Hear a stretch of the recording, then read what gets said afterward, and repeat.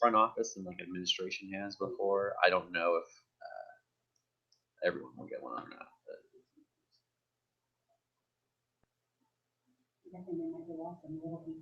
Yeah. I'm right there with you, so.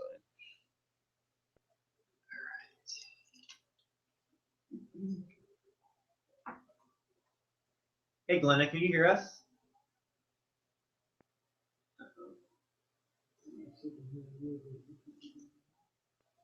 You got your webinar invitation today. Hold on, Glenna. I can see you're talking. We just can't hear you. So give me 1 sec to see if I can fix the volume. Okay.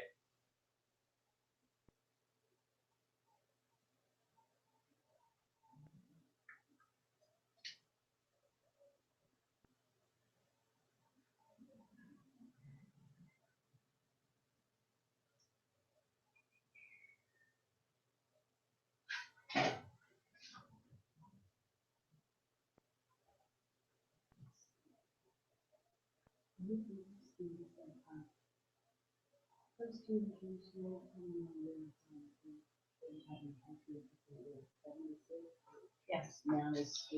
Yes. They didn't. They went then. Sorry, Glenna, I'm trying something else really quick.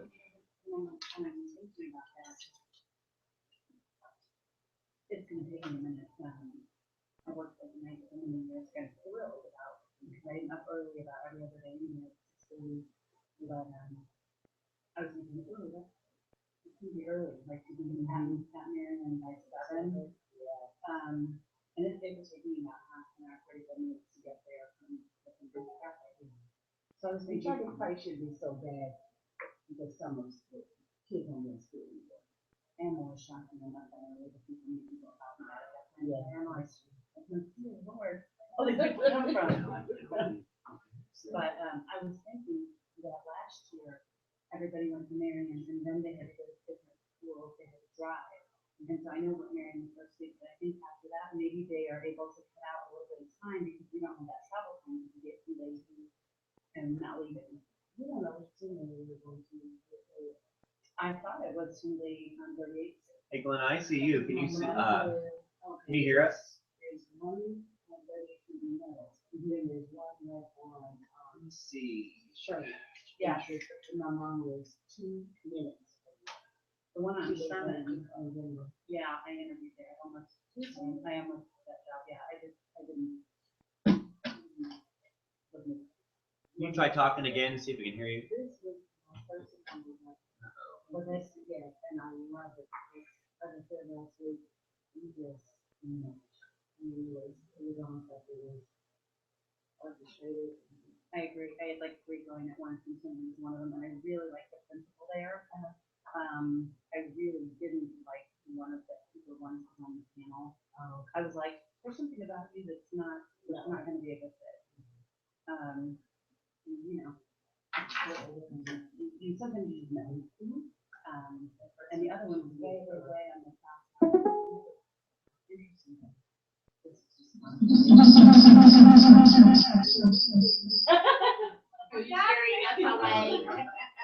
Sorry.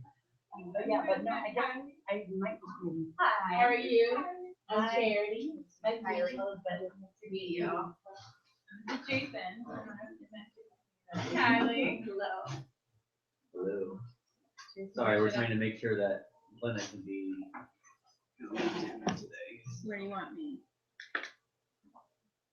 Where would you like to be? So, get a water. Did you start off with that? I never Hey, I think I might be able to hear you, Glenna. There we go. That works. Oh, good. Sorry, I opened it on Google Chrome and then it worked. Yeah. Okay. I am not sure though, now that I'm thinking about it, I may just in my mind decided that it was I can water. I don't think it's for all of them. They might not have. It would make sense if that facility seems to be the most, they're gonna give us a custom space for ourselves. That, Yeah. does it work better if we move the computer further away from the center? I'm sorry, I guess I did just, well, I did one with it was like a 7 hour. Last I year, guess it I moved wasn't the like computer this. into a different location. There we go. All right, Glenna, I think we can still see you and hear you.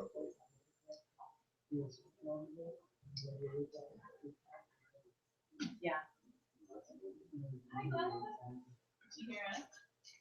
Can you still hear us okay? Yeah, can you hear me? Yep. Not that I'm bad. getting some feedback.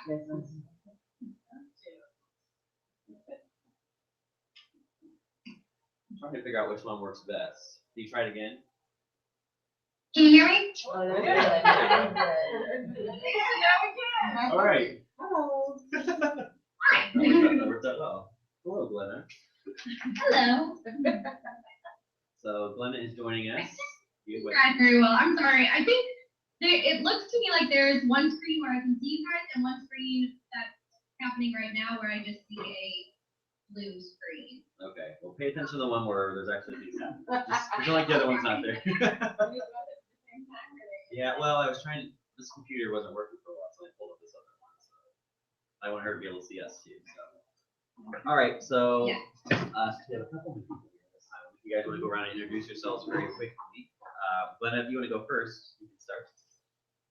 Yeah, so my name's Glenna. I'll be teaching first grade next year. I'm in my second year as a Teachers for America Corps member in Eastern North Carolina. And right now I'm teaching second grade at Roseville Magnolia Elementary School in Roseville, North Carolina. So here I am. I'll be moving June 18th. My parents are coming, so I'll have a couple weeks to get settled in Indy before I start work. Good, safe travels. My name is Charity, and Thank you. I'm new, of course, and I will be teaching kindergarten. Oh, nice to meet you. Nice to meet you. I'm Kylie. I'm also CFA second year. And I'm teaching first now. I'll be teaching first in the fall. Hi, I'm Elizabeth, and I will be teaching kindergarten, and I'm with Indianapolis Teaching Fellows. I am too. And then all the way over here, we have. Hi, I'm Ellen. So we met via phone, but school leader, so kindergarten and first grade. I'm so glad that you can hear us and join us here, and glad to get you here. And I'm Jason. And remember, we had our interview over the phone. I don't actually remember that you're in North Carolina now, not Peoria, Illinois, like I said you were last time. So I'm sorry. That's okay. It's my heart. I know. I saw that on your resume, and some of that stuck in my mind. I apologize. I know you're North Carolina. That's okay. And then might have someone else joining us here. Lena, do you have the the PowerPoint part brought up as well? Yeah. Okay. Let me try. I'll try. Okay. Well, Well, not my thing. okay, we'll go ahead and get started on that, and then if you're having any issues, just let me know. I can always email to you too if you have to kind of follow along today. Okay, So. thank you. Yep, no problem. So last time we were together, we talked about the vision, mission, and values of the school, and we kind of laid out some of the core values that we believe in, some of the vision that we have as a school. And so to start today, we're going to kind of dive in a little bit more and talk a little more about the student culture that our school has, and also just our vision for what we want to develop when we think about our students and what we want them to experience every day here at our school. So to kind of get started, first of all, this little guy right here on the slide that you see is Naaman. He's one of my students I have here. And so when I think of a student with a lot of character and a lot of personality, he's one of the first ones that comes to mind. You can tell just telling that picture that he just has a lot to offer. And so we definitely want our school to be a place where learning happens, but it's also a place where our students experience joy, they experience love, and they experience the support that they have while they're learning. And so he was just someone that I thought of that I think experiences that a lot, gets a lot of support every day when he's at school. So a quick do now today to get started. It's on the top of your page, or Glenna, you can read it as well. I want you to think about your favorite classroom when you were a student. So not necessarily a favorite teacher, it can't be a teacher, but think about a classroom that you were a part of where you just really felt good. And then there's just 3 things I want you to kind of either jot down really quick or just think to yourself, what was it about that classroom environment that made it special? What did the teacher do to make the classroom a positive and or supportive place? And then how do you think that classroom affected you as a learner? So I'll give you just a couple seconds to kind of think about that. Yeah.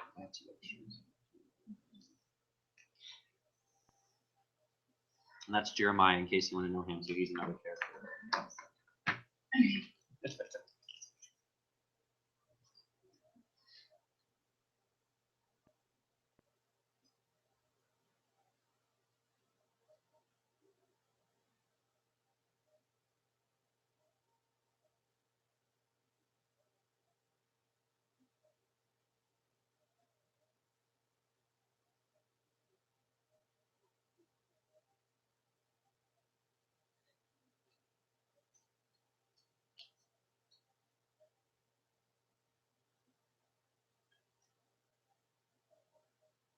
I'm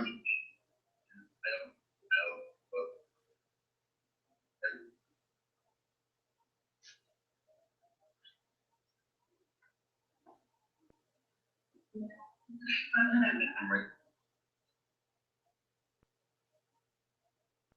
Someone else joining our group? Well, Amber isn't gonna make it, so she's gonna really make it. That didn't sound like him.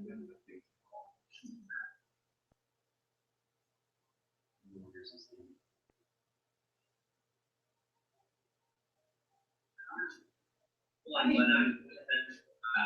hear you. It's you. Yeah. Oh my gosh. Right, what's going on? Take off one more minute.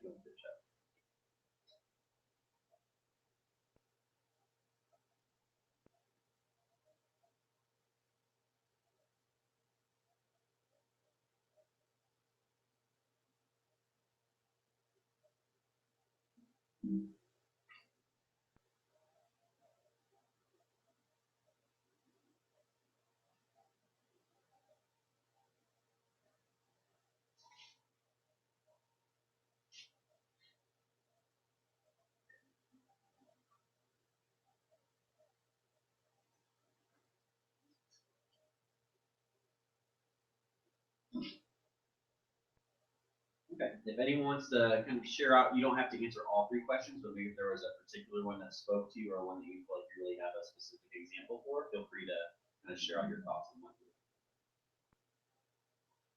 I said my second grade teacher, Mrs. Hogan. Actually, I went to a Catholic school. I went to St. Rita's Catholic school, so I had a lot of fun in all my classes. But Mrs. Hogan in my second grade classroom, that really stuck out to me because Mrs. Hogan was the type of teacher that really kind of reiterated what my mom had already taught me. You know, so outside of the academics, there were different things about life. Even in second grade, that she taught us, I would never ever forget. I don't cross my legs. I'm a heavy girl, but I don't cross my legs because Mrs. Hogan always said you will have varicose veins if you cross your legs. So don't do that, you know. And then she was always so nurturing and just caring and cared about our well-being, and so that allowed me to really prosper and be more attentive in the things that I did, even as a child. I'm gonna write down some of these keywords I'm hearing you say. Anyone else want to share? I was in my kindergarten class, which is an awful long time ago now. But I was also at parochial school. It was divided into lots of little sections. It was a really big room. And I remember being really comfortable, thinking that, you know, you could go to the reading nook or you could go to, you know, there was a casino and water people back then. I don't know if it does that inside anymore, but I really liked that. There were also I feel like every inch of the walls were covered with things to look at. I didn't really need like a specific class or a teacher. I just was like thinking about all the classes that I had that were more like self-motivated and self-directed rather than somebody standing in front of me and like telling me what to do every single step of the way, like letting me figure it out. And that's something that I think I made a big change to like this classroom, and it's been worlds better. Just like giving them the freedoms, like to make those mistakes and those types of things, you learn so much more. I think those things also, strangely in a way, teach you how to stay on task. It's pretty obvious if you're not, if you're just Yeah. being self-directed. Glenna, did you have anything too? Yeah, I was just, thinking about how my favorite classrooms growing up was always the one where, like you guys were saying, it felt safe and, that we're comfortable and warm and, things all over the walls and that's also the teachers that are the ones who made me feel comfortable and warm. And so that's what I always try to, make sure that happens in my own classroom. Great. I had. Sorry, apparently your first answer wasn't enough, so we had to hear it again. I'm just kidding. Ellen's gonna share now. So I was actually thinking about a high school teacher. And it was a U.S. history class, but a teacher, Mr. Nesprajani, who was, his class just felt fun and really focused on what we were learning. It was AP U.S. history, so we were learning, but he was just this goofy guy who was himself. And I think he would make jokes and he would take himself too seriously. And I think it helped all of us, especially at that time in your life when you're so worried about what everybody else is doing and thinking, to feel safe to be goofy and serious and to be able to navigate between the two. We learned, he also just made it relevant. So we learned about, I did this huge project on war and music and like how music impacted kind of the era of the Vietnam War. And I think everybody had a different time period. So I just have a very, I will never forget some of the things I learned and the songs that we really studied during that time. And I don't remember what anyone else did in their project. So I'm just thinking about it was effective in some ways because we went really deep into something. Yep. But I just felt very comfortable to be myself. Yep. And I think he did that by being himself and making that okay for us. I think about my fourth grade teacher, Mr. Broderick, and I think it's very similar to what you were saying. Like everyone was able to be who they wanted to be, and everyone had their own personality, but somehow it all worked together. And I think about that class and how much stuff I learned, but when I was in that class, I didn't even feel like I was learning. It just felt like I was going to class and having fun. And so that was really the place where I saw like academics and like culture meet in one place. Now that I'm looking back on it, it's like he made learning fun. And like you didn't even realize you were doing it half the time, but you walked away knowing so much stuff. I asked this question today to get started because obviously lots of the things that you guys said, so words like nurturing, caring, comfortable, visually appealing, self-directed, safe, like all of those being yourself, like those types of things are obviously the kind of classrooms that we want to create for our own kids. And so I think it's a great kind of a starting place for you to think back on when did you experience that and how can we start to replicate that at our school? What were some of the moves you saw those teachers make? What were the environmental things that were taking place in the classroom to really make you feel safe and supported? And so today we're going to talk through some of the things that we do here at our school, and then obviously maybe some suggestions that you guys have around some things that you've done that we can add to our list as we continue to grow and develop too. So our agenda for today, we just did our quick do now and whip round. We'll quickly go over the objectives, and then we'll kind of dive into some key aspects of our school and just kind of our philosophy around our school culture. So we'll talk a little bit more about our core values. I know we touched on those really quickly last time. We'll talk about some strategies using Teach Like a Champion, which I know you ITF people already are pretty familiar with NTFA. We'll talk a little bit more about our school rules and how we use those, leverage those throughout our day. What are some of the behavior management strategies that we have here? I'll let Ellen talk a little bit about the ruler approach too, which is a strategy that we are thinking about using possibly into next year. And then we'll just close out. So my goal is maybe we won't even need the whole hour today, but if we do, that'd be great. If not, we'll leave early and hopefully beat any rain that's happening. So. We just have two main objectives today, so can I have someone read our first one? How do we want our students to feel united? Oh, I'm sorry, they're right here. Oh, It's on the front. Yeah, I'm sorry, I skipped. sorry. Oh, I get it now. Okay, it was me. I like to keep you guessing. So good. Be able to describe how we want our students to feel at school. Good.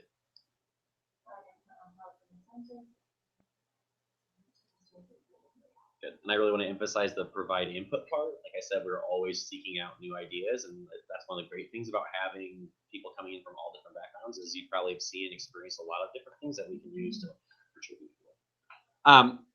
So you kind of already touched on this with your own experience, but if you can just take a couple minutes again by yourself and just think about kids in your classroom and just our students in our school overall, like how do you want them to feel when they walk into our school at the beginning of the day? Like what are the emotions, what are the feelings you want your students to be able to experience? And what's it going to be like in your classroom? What are students going to feel? What are they going to say when they're walking into your classroom each and every day?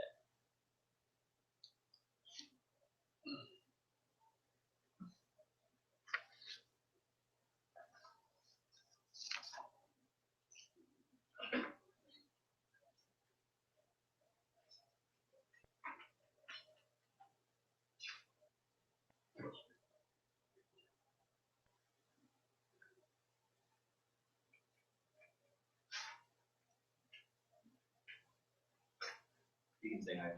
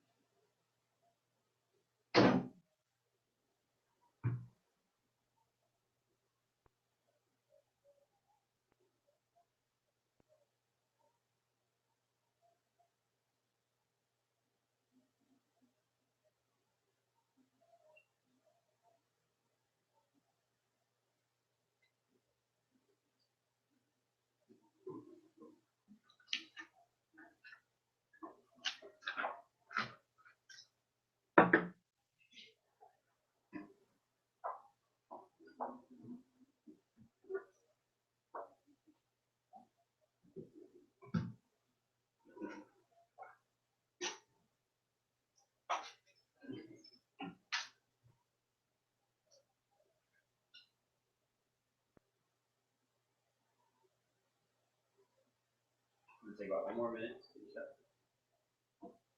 See some short novels.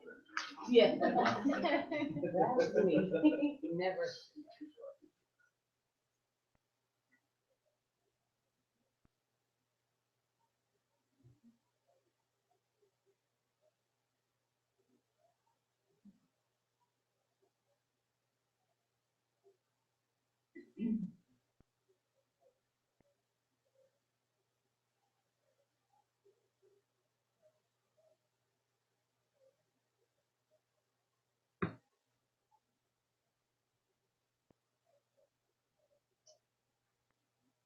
All right, never tried this with technology, but we're gonna try to make little groups of 3 here really quickly.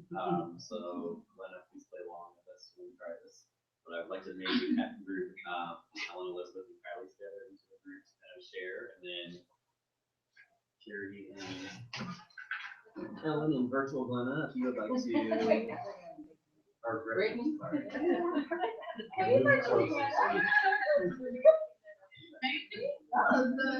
You just want to share out, what would you like your students to feel when they walk into the building in your classroom?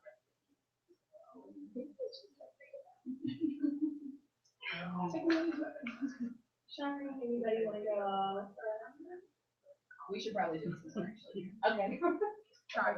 Well, I do write mini novels, so. What I say is I want my students to be happy and to learn and come in my class every day. I want my students to feel like I earn someone to put in trust as well as early. I want them to feel comfortable and confident that they not only can be great and succeed, that they will be great and succeed, and that I will help them have this I said that I want my students to feel safe and valued and welcome and want to come into the classroom. And I also I want them to feel like it's a calm, relaxing environment where they're free to they have all the resources they need to be successful, and that there's no barriers. Like they're coming into an organized classroom where they're kind of free to themselves and learn the way they learn. Yeah, so I think a lot of very similar things. Just the fact that like I love, I trust people who really they have invested in their heart. But I also kind of driven that I want them to feel love, but a product of love that I'm holding you down for you high bar, and that I want you because I love you so much to push yourself to get better every day, and that expectation isn't something that's because I'm ready. It's because I want you to push yourself to get better every single day, and that is like so love is someone. This one thing that I like the touchy feely love, like I feel good. It's also like I gotta get on my brain. That's how you so yeah, so that's it. But I know that it's coming out And like I love you. Because I love you. When I was growing up, when we were looking at my mom said, they always said that I was because they love me, and I could not understand that it was pain. But now I understand, and I didn't get what it was when I was I'm an actress as well. But that is so true. You have to live the way.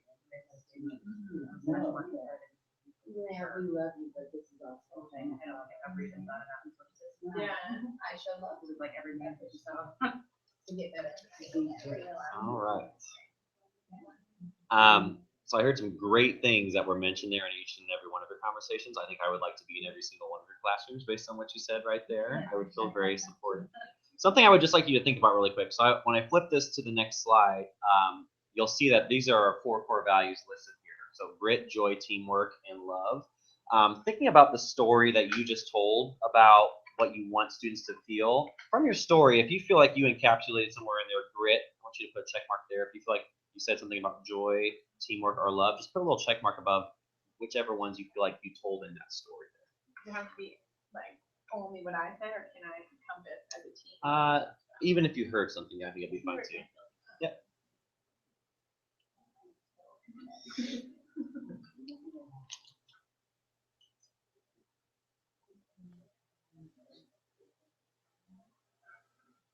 Just from your story you just shared.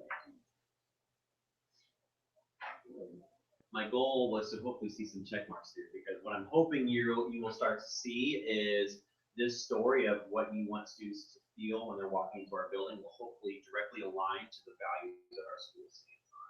We want our students to see joy and feel joy. We want them to feel that love and teamwork and grit as they go through every day. And I heard a lot of those examples exemplified in the things that you were saying when you're talking about the feelings you want your students to experience.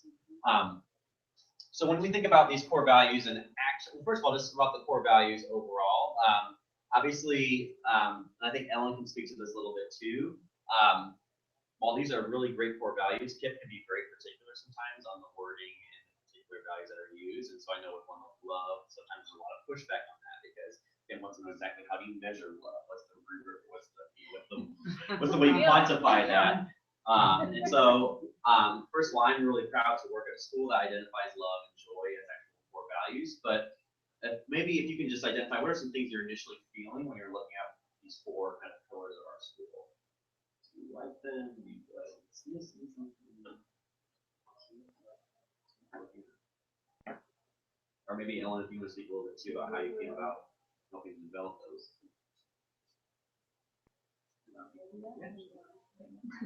Or if you would. Well, I know I don't want to take over. No, you're fine. Go ahead. But the one word that I heard Brittany use was accountability, and I think that would go under the grit, as well as teamwork. But I just like that word. I think that word is a 5th circle, because I mean you incorporate it in all of those, but if they don't see that, oh, I am actually accountable for what I do, or holding my friends accountable for what they do, or even my teachers, I think that's really key to that. Yeah, so there's like one. I think what you said is really powerful. Like accountability is in every single. Like if you love someone, you're holding them accountable. Right? Or a good teammate is going to hold their other teammates accountable. It is hard. It's hard work, right? You get joy. But you just said another key word, empower. And when you empower kids, when they feel empowered to be able to do, you know, that they can. No, very reflective. I can share, like, I just know. in the process of founding and thinking about this, doing the same exact process. How do we want our students to feel? What are the things that we want to drive? To drive everything we do. I think grit encompasses like the traditional things we think of, the high expectations. We are trying to set our kids on the path to enter college from kindergarten, catching them up to grade level as soon as possible. That's an ambitious goal. It's going to take grit to get there. But that also, to me, grit is that idea that we learn by making mistakes, and it's okay to try and not to be there yet. It's okay to try and try again and try a different way and keep trying and try again the next day. And that in itself is excellent, is what we just have to build in our students to keep doing. I think we highly spoke to this, the teamwork piece around collaboration, that we're going to reach those goals a lot faster when we work together, when we share strategies that are working well, when we recognize that we're different and we have different strengths. And when you bring your strengths and I bring mine, we can accomplish so much more. I think the love one is the one that people do get caught up on, and I don't think of it as like the fluffy really love. I think that's important, especially for the younger kids. But when I think of love, I think of, I know you. I know who you are. I know about your family. I know what excites you. I know your favorite TV show. You know, I know who you are, and I know what you're capable of. And when I love you, I'm going to hold you to that bar. And I'm going to expect the very best from you, and I'm certainly going to celebrate you when you're there. And I also think of it as the like just the feeling safe, feeling like you're in a place where you can really be you. And I feel like joy is just something that should be infused in everything that we do. Learning is fun. It is fun to get to work with amazing talented people. It is fun to get to work with all of our little young friends who have different strengths and different talents and different challenges, and just remembering that and being really intentional about celebrating everything that we're doing and enjoying the process. That's a little, I probably say it a little bit differently every time we talk about them, but that's what the values meant to me in founding, and we've seen them really play out this year in a lot of different ways, and I'm excited to keep pushing ourselves to make them living, breathing things in everything that we do.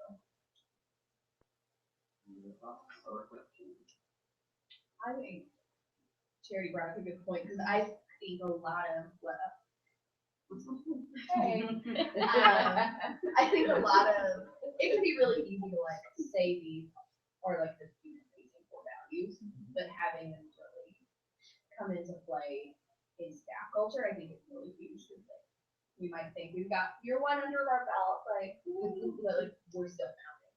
And so even in this year, it's going to be really, really important that we hold ourselves to a high bar and that we're able to model all four of these.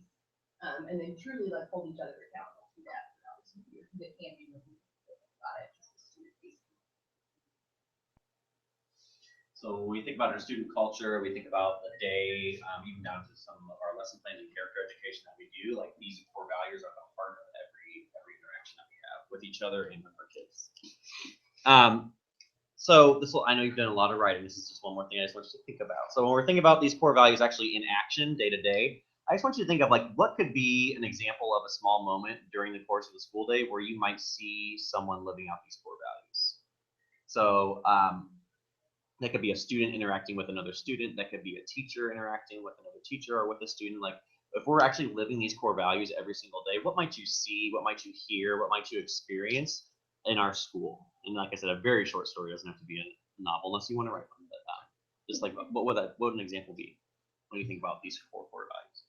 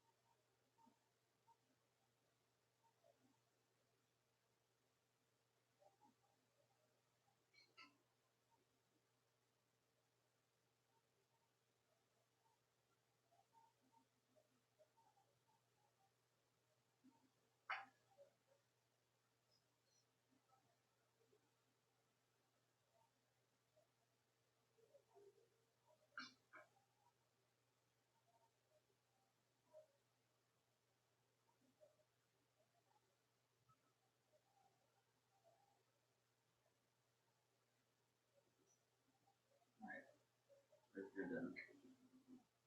Does anyone want to give an example of how you could see one of these core values? What would you see here or experience? I was thinking about teamwork and, I noticed this, just with neighborhood kids even, but, maybe a student that's visiting a station and increasing self-graded, maybe isn't doing very well, a video game, and then, after a few failed attempts, another guy leans in and is like, hey, let me show you, I know how to do this. I think that's a great example of teamwork and kind of anticipating the needs of people around you. We see that. I guess like one thing I want to think about, like my kids are really good about like shouting each other out for things. Like today, I had like a group of kids that were working at center and they were working super well together, but I was like really distracted by like something else that was happening in the room. Like all of a sudden I called someone tapping my floor. What now? It was like one of my like little ones that was no, center 3 is like a really good job working independently. And so I handed her, and I do tickets, like I hand out tickets for like good behavior, so I handed her 3 tickets. I'm like, you can go get them free, each a ticket for this, and like, so like she was so excited because she got to like be a part of that, and like I guess like that's like what I think like, the teamwork, that love aspect that they're like working hard together excitedly for so yeah. That's really all of them. Yeah, that's pretty good. I actually incorporated two, love and joy. I did a teamwork on Tuesday. Love. I said, even kids have bad days. And so, a student was having a bad day, maybe crying or really upset, and a friend comes over to reassure them that everything's going to be okay. So not only are they showing love, but then if they can just put a smile on their kid's face, their friend's face, and that's joy as well. Good, these are all great. Let's see, we hit on about all of those. I think it's just great to think about that sometimes. Like, it's good to think about it in big picture, but also like zooming in down to the details of every day. What's that going to look like, and the interactions that we have with our kids and our kids are having with each other. So we spent a lot of time kind of, like I said, big picture, really kind of focusing on the philosophy, kind of the why of why we have these core values and why we have such a strong emphasis on student culture here. So I want to zoom in a little bit more now and talk about some of the specific things that we do here at our school to kind of support both teachers and students in making sure that we're developing a strong student culture. So one of the first things I wanted you to look at is on this slide here, or it's on the page I printed out for you. When we think about culture, obviously the culture in every classroom starts and ends with the teacher. The expectations, the support, the routines and procedures that the teacher develops in the classroom are what's going to set students up to be successful and to be able to interact with each other, showing love, grit, joy, teamwork. And so at our school, we really try to emphasize just a lot of key systems and mindsets and behaviors that teachers have that can really help to reinforce both that love aspect, but then also that accountability aspect. And so, like I said, you're probably already familiar with Teach Like a Champion, but this year we pulled out just several of the kind of key strategies that they have in that book for us to really focus on. And I'm not going to list all of these through with you today, but if you just want to take a couple seconds to kind of look those over, and if you feel like there's any that are really either sticking out to you from a very positive aspect, like, oh, I understand exactly what this can do for our core values, or if you feel like I don't really get this one, we can talk a little bit more about that. But I'll just give you just a minute or two just to kind of glance them over and just to kind of get some of the general ideas of what we emphasize here.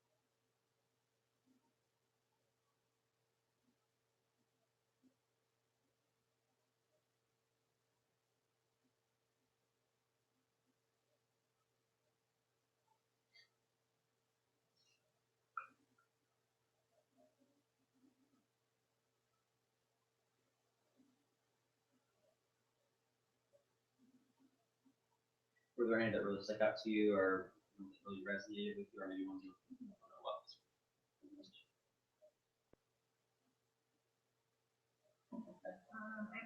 I think positive framing, because I think you can spend a lot of time in making directions, but like really like you call out those things where you're doing the right thing, suddenly everyone's doing the right thing. So I think usually like when someone's off task, I have to like step back, think like in that moment, was I specific enough? Did I go back for those kids that maybe need like a visual reference? Did I give them clear enough direction? Like check yourself first before you're checking them.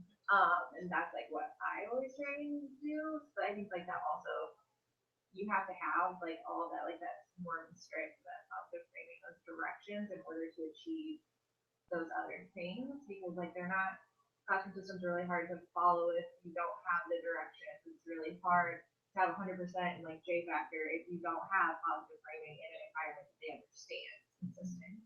So I think that like if I had to pick the ones that are most important, I would say that like investment in relationships piece, so you can have those other things. That starts in there. That would always the best. Yeah, so I was thinking about kind of very similar things about how they all go together and thinking about the systems, you have to have 100% with that, but then thinking back to kind of the point on love and accountability of the more strict, like, I hold you accountable because I love you and care for you, you know you can do it. And that is like the one essential part of all of this, because at the end of the day, if a child does not believe you love them and care for them and are looking out for their best interest, it doesn't matter how you frame it, like they're not going to care. So really making sure that kids understand the culture and the relationships and I love you, I care about you, that's why I'm holding you to this. Is really important because teachers really do, you are the weather of the classroom. They respond to how you treat the situation. Yeah, I think that's key. And I like how it's even respecting someone. It's not like loving or fluffy. It's just like basics of respect. If you do respect To give someone, it, you're going to you hold give them to high. Because you believe it, you believe it. What I wrote on the paper was respect. There's all lines. This is great. I love this. All right, it's cool. So we'll kind of zoom in a little bit even more now and talk about what are some of the ways that we hold our kids accountable to these expectations that we have. And throughout our school, our rules are basically based on these 4 things: work hard, be nice, stay safe, change the world. We even have a song that we developed this year. Yeah, we're not gonna sing it today, but I might do a video so you can see it the next time. But basically, these 4 things really just bring everything together that we've been talking about so far. And so when we think about what it means to work hard, like in kindergarten, that's going to look a lot different than it will in 4th grade. But even when you're working hard as a kindergartner, like always doing your best, never giving up, even when something gets hard, not being afraid to ask for help when you need it. Like all of those are examples of someone who is going to work hard and not let barriers get in their way. Being nice to others. We focus a lot on using kind words and sharing and taking care of our materials and helping teammates when they need it. Staying safe, obviously, making sure you're not running with scissors or poking someone with a pencil or all the fun things you see 5 and 6-year-olds do. And having self-control, which is something some of them are still working on a little bit. And then finally, change the world. So don't just think small, think big. So think about what is your role in the world and how can you dream big and change and be that change that we need to see to make the world a better place. So I really like these 4 rules. Our kids like it. They refer to it all the time. And just so you're kind of aware of what they are, this is kind of the rules that we refer to throughout the entire year. You can make money with anything. Pretty much everything. Yeah. Right. Is that working hard? I believe right. So they're kind of your go-to. You can refer to all the time.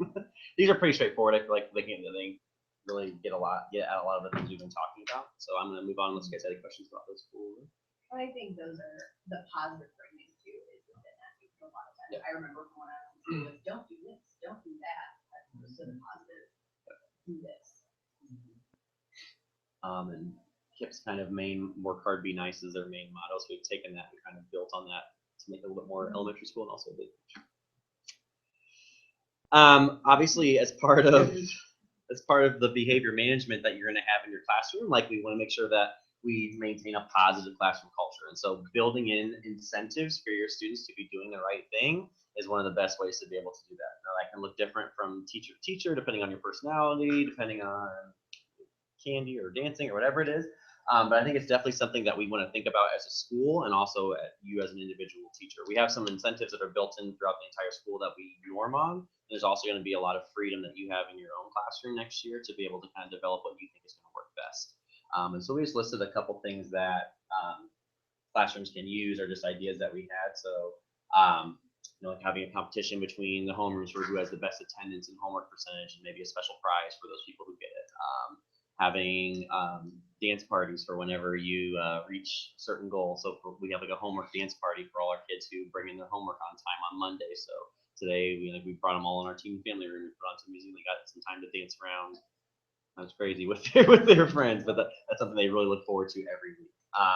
Obviously, all the tracking that we do around our school, just to track growth and celebrate growth, can be incentive for our kids as well. Phone calls home, positive office referrals, all those things as we just celebrate them.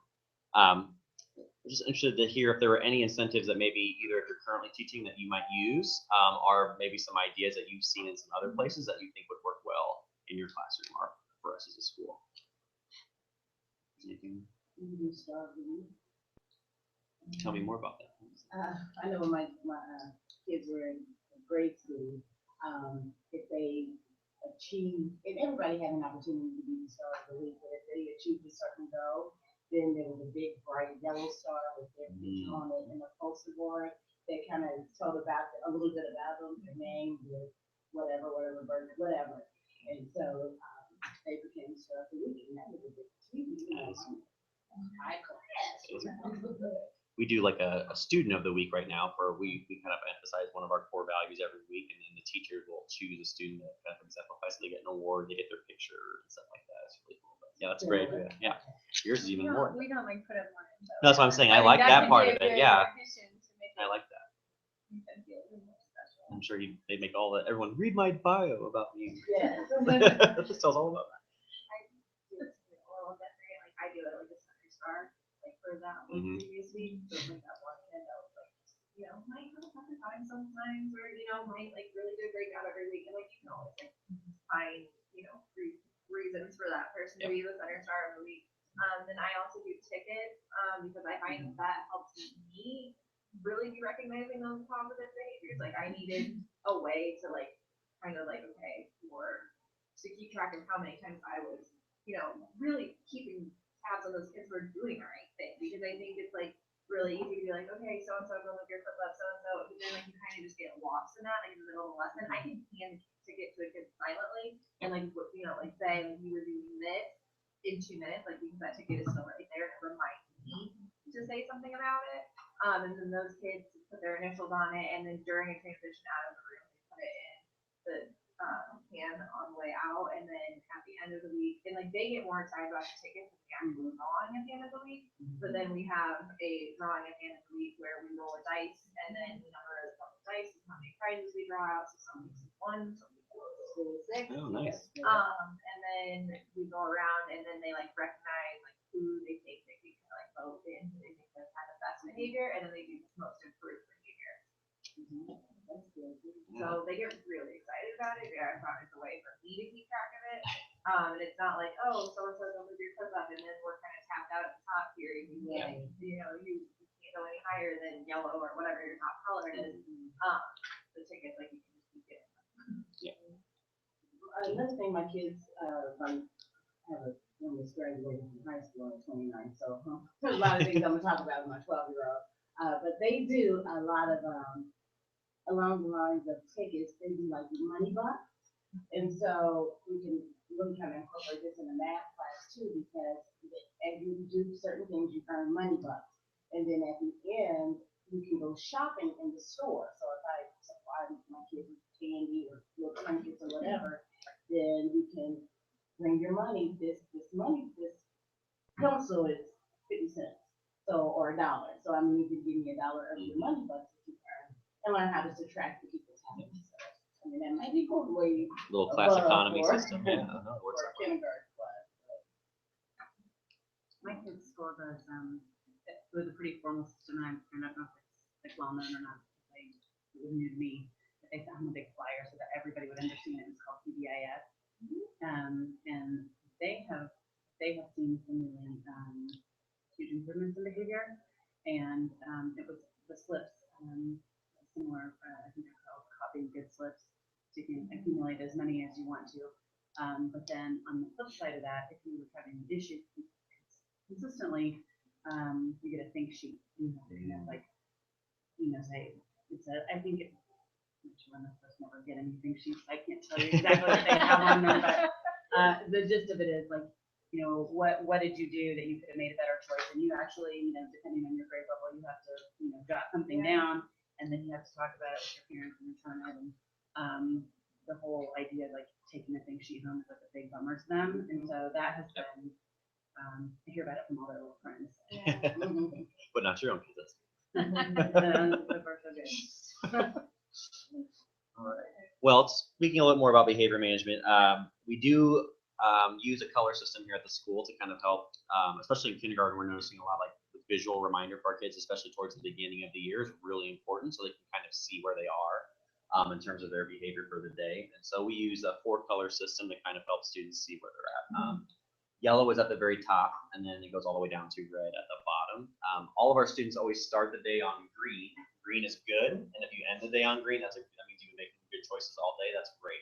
Above and beyond is this yellow color up here, so that's someone who's consistently following directions, volunteering, participating, really just going above and beyond every day. So yellow isn't something you would necessarily see every day from a student, but every once in a while when they have that rock star day, they could be coming home on yellow, and it's something we really try to celebrate a lot. So I know that in my class, whenever there's a student that ends the day on yellow, they get to go to a special treasure box and they get to pick out something from the treasure box that they did not know that day.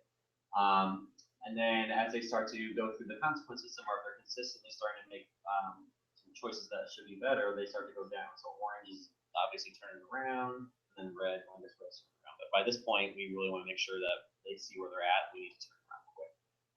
The thing I like about the system is it's very fluid. So a student who might come in really struggling at the beginning of the day might get down to red. If they turn it around, it's still possible for them to end the day back on green or wherever they need to be. And so I think what it does is it gives students, especially students who are struggling, the opportunity to see that this isn't set in stone. I can fix my behavior. I have control over it.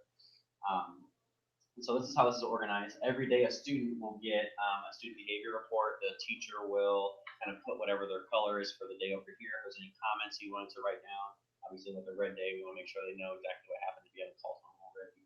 And then we also want to celebrate all of the yellow days that happened too. It's the parent's job every night to look it over and sign it, and then it's brought back the next day and it's checked by the teacher. So this is what we're using this year for that. It kind of explains down here a little bit more with the parents on what each color means. And I know that our parents overall really appreciate the system. I've heard a lot of positive feedback about parents really like knowing how their child's doing during the day. It's just another form of communication that we have with parents about behavior. So this is one system that we have. And then I also wanted to just kind of preview for you a little bit about Project Class. So this is kind of when we're talking about building independence with our students, it starts even at kindergarten at the very beginning. And so Project Class is a system that we use to kind of help kids learn strategies to help to deal with different situations. So if someone's trying to give you feedback on something and you don't necessarily want to listen to the feedback, like you need to give them eye contact, you need to listen to what they're saying without talking, it's important, and then use it to improve. And so, especially towards the beginning of the year, when those first few weeks of school, we do lessons over each and every one of these things, and these will actually be visual like posters that will be posted in the classroom. So I know that in my classroom, right underneath the chalkboard down here at the bottom, I have them posted right here by the carpet, so that way students can connect right there on eye level. So if you need to say whatever one it is, you need to get my attention, what should you do? And they can look right at it and know exactly what to do. So what this, like I said, builds independence with the students right off the bat. So the more you can kind of take care of these things and give them the strategies and tools they need to figure it out themselves, the less stress it has on you. So this is something we'll definitely do more development on over the summer when you guys come back. But I just kind of wanted to preview that for you now. I'm just going to show you what some of the strategies are as well. So, yeah. Do you have any questions? This is based out of Houston, I think. So it's something a lot of the KIPP schools are using all across the country, especially the elementary schools. It's good for parents. Yes. Working on accepting no. And they know what that means because they know what the steps are. And then something else we kind of use here at the school, and this is pretty common too, is the peace path. And so once again, building independence with our kids, having them kind of teach themselves how to resolve situations. We have like a special part in our classroom where if a student is having a conflict with another student, instead of tattling on to the teacher all the time, those two students can go over and they can have a conversation to kind of solve the problem themselves. And so they can use these sentence starters here. Student one says it, and student two responds, and then they can figure out how do they want to show that it's been resolved at the end. They can do a high five, a handshake, a hug, whatever it's going to be to resolve it. And I think it's just really powerful because it gives kids, like, it puts the ownership on them. Like, no, you need to go solve your own problem, and it takes that onus off of you so that you can focus on instruction. So this is something that we try to emphasize in each of our classrooms, and hopefully next year in first grade as well, we'll be able to see the peace path a lot. So it's an amazing thing when it's used correctly. I think it gives a lot of times when you're talking to a kid, like, so what do you do? Go to the peace path. Yeah, you see him put up the peace sign, and you know they need to go to the peace path. But it's just nice because it doesn't interrupt instruction. Like, okay, and they go. That was the right choice. Right, there. it's a good choice. And then I'll have Ellen talk a little bit about the ruler approach. So I know this is something we're considering for next year. So I have a slide that's on the mood meter, and I also have one on Metamo. So ruler approach is something in the visioning process before next year that I really wanted to do, and I think it's important. And honestly, it just was one of the things that we just didn't have time and like brain space to prioritize this year, but something that I still think is important, and that I think either we will try to pilot in a classroom if there is a teacher who like wants to try out some of the different strategies and see how they go, or if there's a whole grade level that wants to do that, then I'd like us to try next year. So it's an acronym. It comes out of Yale Center for Emotional Intelligence. We've done a lot of research. And there are a number of classrooms across the country and schools that are implementing it. But it has 4 main components, which I can talk about in a second, the ones that I think are applicable for our kids in our grade levels. But anyway, it's about building emotional literacy for students to help them recognize what are they feeling and what are some strategies to appropriately express and deal with those feelings. It stands for recognizing your emotions, understanding why you may be feeling that way, labeling it and talking about it appropriately, finding a way to express it appropriately, and that's okay. Emotions are okay. That like we all have emotions, they're not bad, but how do I find appropriate ways to express them, and then begin thinking about how do I regulate my own emotions. If I'm really upset about something, how do I begin to the process of getting less and less upset, or recognizing what helps me calm down is this. How do I advocate for that for myself? But so a couple of the tools within the ruler approach that I think are pretty helpful. Yeah, you can run that moment. This one is the mood meter, but it's basically 2 axes, and one is your feelings, how unpleasant or pleasant or somewhere in the middle that you're feeling, and then how much energy you have in that moment.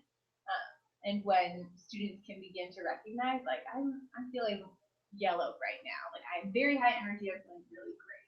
Yellow is probably a really good place to be at recess time, but yellow is actually not a really good place to be when I'm trying to work independently at a center. So also helping them recognize that like every emotion can have a place where this is a good time to be feeling this much energy or to be feeling pleasant. Sometimes it's okay to feel unpleasant when someone has hurt your feelings or when you are trying to advocate for someone else who's been mistreated. But how you do it appropriately is what matters. So this tool is really just helping to recognize and then label and be able to talk about it. We actually put them on all the student blockers and thought, okay, we'll like have them each morning put a magnet of where they are, and then it can help teachers recognize like, oh, somebody put themselves in blue or somebody put themselves in red, like let me go check in with them, or somebody, somewhere that we don't think may serve them best, let's go help them figure out a strategy. We did this in some whole group character lessons, but never transitioned to having individual students label themselves. I still think it's a great tool because so much of like the behaviors that we see that we don't want to see come from like kind of not having the practice or the words or the skills to appropriately deal with your emotions. So that's the mood meter. I never thought about rolling out like individual. Right. This is just a tool, Josh. Yeah, yeah. And this one, I love this one, is the meta moment, and it's just a 6-step process to, like, something has happened, and you're feeling some type of way. What do you do about it? It's got this little guy, Mr. Toast. We've used this one with individual students a little bit, but for them to recognize something happened, let me stop and figure out how I'm feeling. Let me just take a moment to feel that. And this is my favorite part of anything to do with the real world approach, but step 4, see your best self. So get calm enough, get to a place where you can recognize, right in this moment, I'm not my best self because I'm upset, because I'm angry, because I'm embarrassed, because I'm insert anything that could have happened there. So think about, okay, when my elements are really best, like I am funny and I help my friend, and really letting kids think about that, like we don't all act the same way when we're our best self. But when you're your best, what are you doing? And then coming up with some strategies to help you get back there. And usually just stopping to think about that, like how would I react to this situation if I was being my best self right now, is all you need to be able to go back and turn it around. We have done this a little bit with kids. I really like the language of best self. We did some thinking around kind of like our own strengths. Some other schools that I visited talked about them as inner beauties, like the things people can't see, and we all have different ones. Like, I might be really brave. I might be a really good friend if someone's having a hard day. But starting to have kids recognize that and be able to use it to help them overcome a challenging moment is really what this is all about. Obviously, it takes a lot of coaching and like lessons about what are my inner beauties or what are my strengths, and we just didn't quite get there this year. So stay tuned. Yeah. Something you're really interested in that I have more info on it too. So we're gonna get ready to end out for today. So I know we just threw a lot of really zoomed in, talked about a lot of the details here with you. So I want to give you some time just to kind of reflect here towards the end of today. Out of all the components and things that we've discussed, like what do you feel like you're the most excited about? Maybe it's a particular part of, maybe it's the mood meter, or maybe it's the core values, or whatever it is that we've discussed today. What are you most excited about? Do you see any gaps between how we want our students to feel and then some of the structures that we're planning to use for next year or are already using? And then are there any questions or concerns? So if you want to take a couple moments just to jot that down.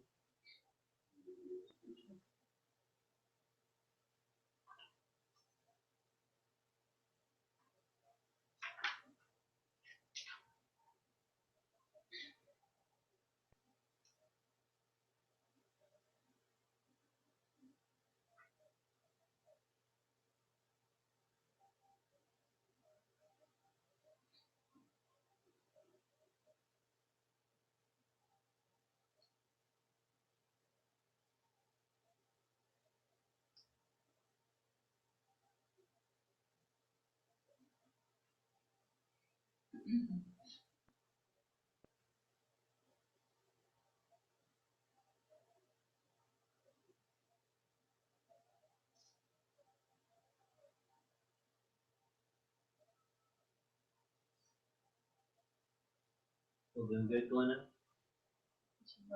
Yeah. Sorry, I just interrupted.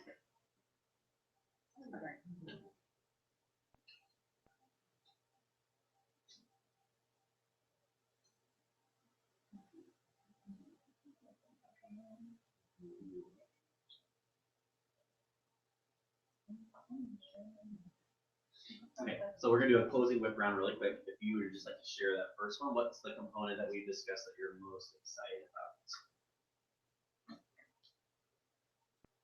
Good, what else? I had someone piloting the ruler. We knew you did.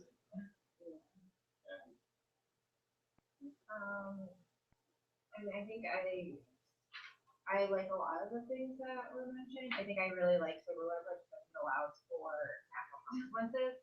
But I think it allows for no, I'm familiar with it. So I mean I do like it. One thing that does like concern me is like structures are always like a lot for me. think about, like, I get overwhelmed by like, these math colors or movie or private class ruler approach, like, what do I use right now? Like, what's gonna best serve this kid? So like, I need to be like really like ingrained in one specific thing that is like my own client, like doing go-to, because otherwise I will be like just as all over the place with it.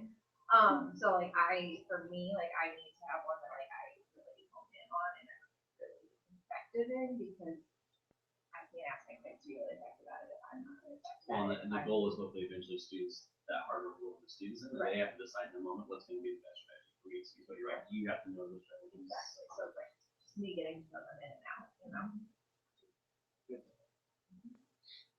I would say it helps me also to have more of a formal cohesive system. That way, you know, if I have kiddos that are, you know, maybe not with me and they're at lunch, like somebody in the lunchroom is gonna say, hey, you know, here, we have the exact same expectations, here's your copy, or here's your whatever. But everybody's kind of on the same page. I think that that could be confusing for me, but also for them. Yeah, like common language. Yeah. And all work. Very important. But what I'm most excited about is just Unite version 2.0. So knowing what we know now with the kids we have now that we're keeping almost all of our kids, how are we going to build on that to really take it to the next level? And then make sure that the whole school is aligned, because we're going to be doubling size next year. And so making sure that we've got the firm foundation and how we can build on it to take it to the next level. And I said, as far as what we discussed tonight, I'm really excited about the core values, and really helping students understand them and apply them.